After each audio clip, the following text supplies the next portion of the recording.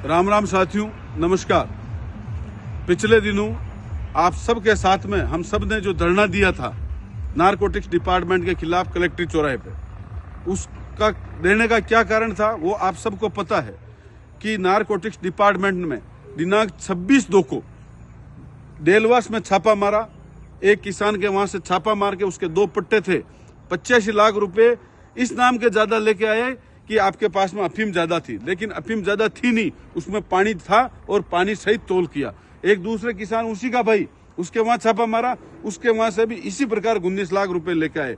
ये 1,04,00,000 रुपए लेके उस मामले को उस किसान को डरा के धमका के, हालांकि चित्तौड़गढ़ एसपी साहब को धन्यवाद देता हूं, एडिशनल एसपी साहब को धन्यवाद देता हूं कि उन्होंने जो कमिटमेंट करा कि हम इनके खिलाफ एफआईआर दर्ज करेंगे, उन्होंने एफआईआर दर्ज करी और कानूनी कार्रवाई भी चालू कर दी।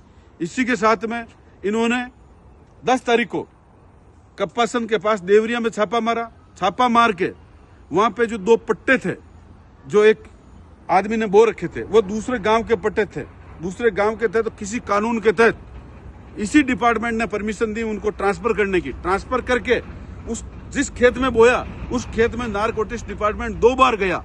2 बार जब बोने के बाद में नपी होती, अगर वो पट्टे अगर गलत तरीके से ट्रांसफर और गलत जगह बोए गए तो फिर उस समय उन पट्टों को क्यों नहीं रोका गया? जब अफीम की लुई हो गई, लुई चल रही है, अफीम घर पे आ गई, घर पे आने के बाद में कहते हैं कि ये गलत तरीके से, ये तो दूसरे के नाम के थे और इसने कैसे बोली, तो फिर जब ट्रांसफर हुआ उस दिन कैसे हो गए? ये सारा का सारा खेल सिर्फ और सिर्फ पैसों के लिए रचा गया। फिर यहाँ आके धमका के बोल, पानी सही तोल के, इतना तुम्हारे पास में तो इतनी अफीम भी ज्यादा है और ये तुम्हारे तरीका गलत जगह बोया। गलत कैसे बोया? जब 2 बार तुमने नपती करी उस दिन तो नहीं बोले तुम। कुल मिला के पैसे लेने की गणित थी, पैसे किसान अरेंज नहीं कर पाया। इसी डिपार्टमेंट के किसी अधिकारी ने मुखिया को फोन करा कि मुखिया जी, अगर विजिलेंस टीम ने छापा मार दिया है तो आप पानी सहित जितना तोल है उसको बढ़ा दीजिए। वो बेचारा मुखिया डीओ की बात क्यों नहीं मानता? मुखिया ने उसको तोल को बढ़ा दिया। बढ़ाने से फिर उस मुखिया को बोले आपने रिकॉर्ड में हेरा फेरी करी और गुलतीस का मुलजिम बना के, क्या मुखिया अफीम खरीद रहा था तो उसको गुलतीस का मुलजिम बनाया। गुलतीस का मुलजिम बना के उसको भी अंदर कर दिया। एक महिला जिसके नाम से पट्टे का एग्रीमेंट भी नहीं है, उसके पति के नाम से एग्रीमेंट, उसके 13 महीने की बच्ची है, उस महिला को अंदर कर दिया आपने एनडीपीएस एक्ट के तहत। ये कौन सा न्याय है? ये तो इतना तो अंग्रेजों के जमाने में भी जुल्म नहीं हुआ, इतना जुल्म कर रहे हैं।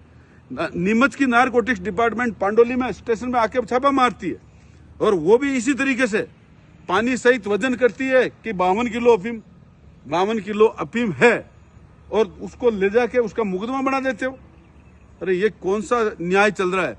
अगर आप नारकोटिक्स डिपार्टमेंट सही है, मैं सीबीआई जांच की मांग करता हूं कि इन सारे प्रकरण का दूध और पानी का पानी हो जाएगा कि इसमें कौन सही है कौन गलत है। अगर किसान गलत है तो फांसी पे चढ़ने को तैयार है, और अगर ये चोर गलत है तो इन चोरों को सरेआम जूते मारना चाहिए। इन चोरों ने जितना भ्रष्टाचार अवैध व्यापार कर रखा है, मैं खुद इन सबसे मिला हूं। वो प्रदीप नाम का अधिकारी कल मेरे से कह रहा था, मैं 1 दिन बाद में हमारे पैसे हमने सबने बांट लिए। भाई तुमने बांट लिए तो अब वापस इकट्ठा करके दे दो।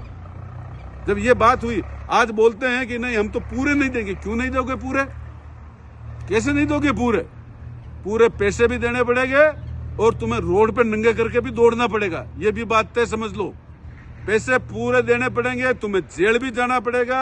और किसान की हक की लड़ाई के लिए मैं चाहे ये गर्दन कट जाए, किसान के साथ में खड़ा रहूंगा, चाहे इसके लिए कुछ भी करना पड़े।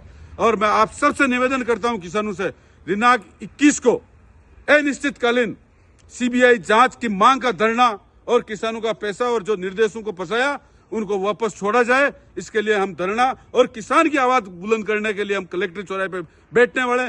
समस्त किसान भाइयों से जो भी इस जिले के आसपास के जिले के, चाहे नीमच के हैं, चाहे कोटा के हैं, चाहे चित्तौड़ के, चाहे भीलवाड़ा के, मैं सबसे आह्वान करता हूं, मैं आप सब की मांग हम सब उठा रहे हैं।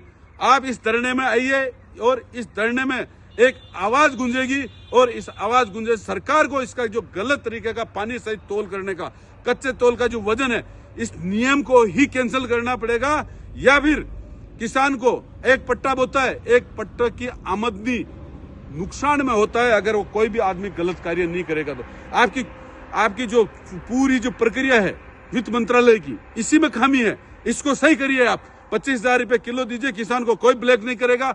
और पानी जो आता है सबको पता है, पके पानी निकलता है। अरे जब भैंस के दूध में से दूध निकलता है ना, तो उसको जो घी बनाते हैं, तो उसको घी बनाते तो सिर्फ उसके 6%, 1 किलो घी में 60 ग्राम घी बैठता है। अगर पाउडर बनाते तो उसको अगर सूखा ड्राई करते हैं ना, ड्राई करने के बाद में 60 ग्राम 900 ग्राम पाउडर ही बैठता है। उसी प्रकार अफीम के भी दूध का पानी साथ में आता है, उस ओस के पानी को सुखाने के बाद में 1 किलो में 400 ग्राम ही बैठता है। इसका सबको और फॉर्मूला तय है, लेकिन जानबूझ के मारने का काम कर रहे हैं।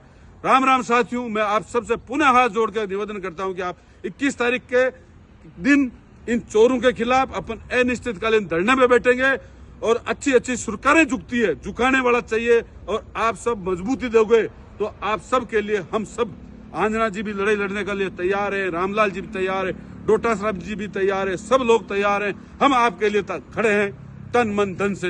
राम राम साहब।